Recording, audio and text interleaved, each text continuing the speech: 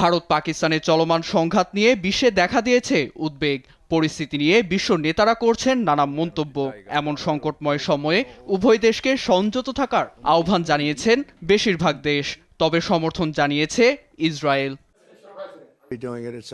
ভারতের আক্রমণকে লজ্জাজনক বলে অভিহিত করেছেন মার্কিন প্রেসিডেন্ট ডোনাল্ড ট্রাম্প। বলেন, কয়েক দশক ধরে চলমান রেষারেষির মূল্য দিচ্ছে দুদেশ, এমনকি দ্রুত এর অবসানের আশাও করেন ট্রাম্প।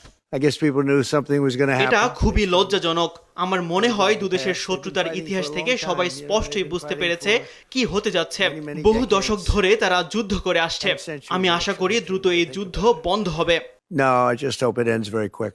যুক্তরাষ্ট্রের পররাষ্ট্রমন্ত্রী মার্কো রুবিও বলেন, ভারত পাকিস্তানের পরিস্থিতি তিনি গভীরভাবে পর্যবেক্ষণ করছেন। সামাজিক যোগাযোগ মাধ্যমে লেখেন, আলোচনার মাধ্যমে তাদেরকে শান্তিপূর্ণ সমাধানে পৌঁছাতে হবে। ফ্রান্সের পররাষ্ট্রমন্ত্রী দুদেশকে শান্ত থাকার আহ্বান জানান। সংঘাত না বাড়িয়ে সাধারণ মানুষের নিরাপত্তা নিশ্চিতে জোর দেন তিনি। অন্যদিকে ভারতে নিযুক্ত ইসরায়েলের রাষ্ট্রদূত জানান, ইসরায়েলের পূর্ণ সমর্থন রয়েছে ভারতের পক্ষে। ভারত নিজেদের আত্মরক্ষা করছে বলেও মন্তব্য করেন তিনি।